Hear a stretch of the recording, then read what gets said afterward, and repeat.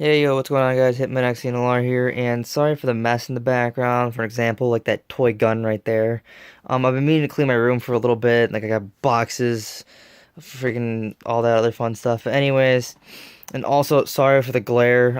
It's this stupid light right here that I'm sorry. Just the light's there. I can't help it. But anyways, I wanted to try something out, something fresh for the channel revival. And I figured why not do a deck tech with the actual cards. And I realized I don't have a lot of actual cards for a lot of my decks. Like this deck, I'm pretty sure like the only things that are legit are the basic lands. That's because I don't want to spend tons of money on a deck that I'm never gonna play. So I just proxy them out and test them out for a bit, and then if I like it, I'll buy all the cards. But this deck is a very unlikely candidate because I have my heart right now set on Esper Transcendent, which is a really, really nice control deck. I'll maybe show that off in a future video. So what this deck is, however, is Ad Nauseam. Again, not a huge fan of the deck, but it's pretty sweet.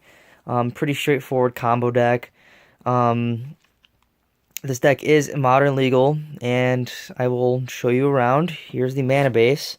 Again, we got the only legit cards in the deck are basic lands. I actually have an Urborg, but it's in my Edgar Markov deck.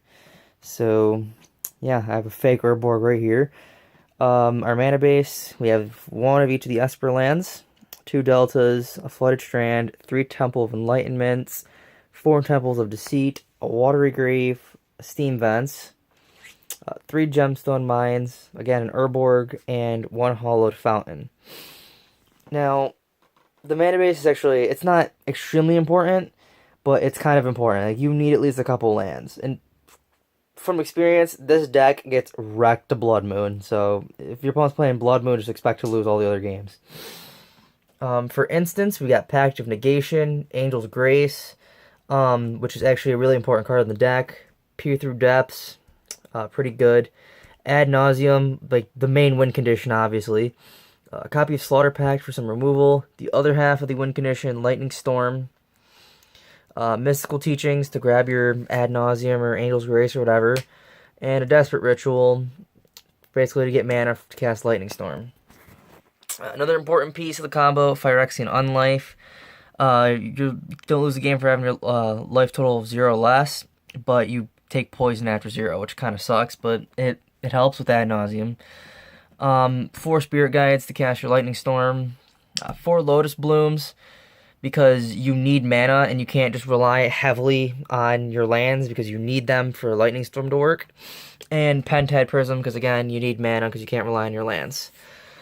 And for cantrips, which are the only sorceries in the deck, you got Sleight of Hand and Serum Visions, which hopefully you know what that is. And the sideboard right here on the very side, hence the term sideboard, we have a copy of Damnation for removal, Disenchant to fight a Blood Moon in the event you even can actually fight a Blood Moon. Sorry for the glare. Timely Reinforcements, which if I can zoom in and actually focus this camera here. There we go. If you have less life than an opponent, you gain 6. If you control less creatures, you get 3/1/1 white soldiers, which is pretty nice. 2 copies of Darkness, which you're probably thinking, oh, that's not modern legal. There's a time shift thing right there. It's modern legal, boy.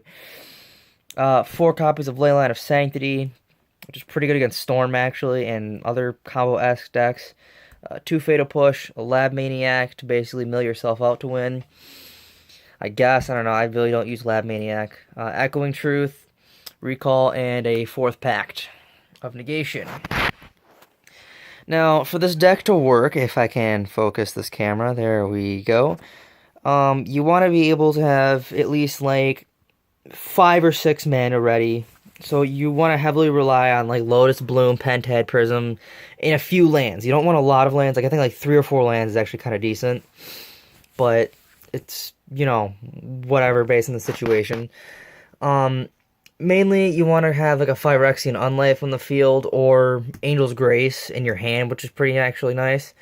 And then what you want to do is you want to, if you have Phyrexian Unlife, you're basically set. If you have Angel's Grace in your hand, you want to cast Angel's Grace. Then you want to play Ad Nauseam. And then with Ad Nauseam, you basically flip your entire deck, get your 3 red mana that you need. You want to play Lightning Storm.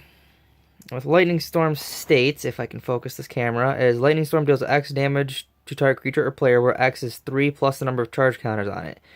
And then you can discard a land card to put 2 charge counters on Lightning Storm. You may choose a new target for it. Any player may play this ability only if Lightning Storm is on the stack. So what you do is you basically deck yourself by drawing your entire deck.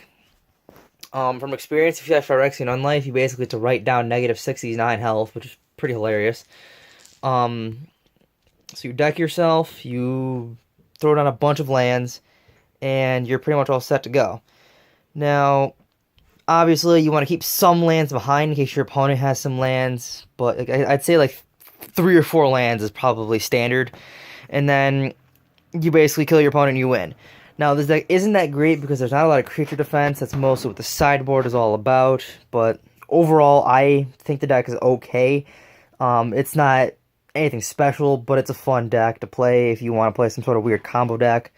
That's it for Ad Nauseam, guys. Thanks for watching. Peace out. Chandra's life. There she is right there.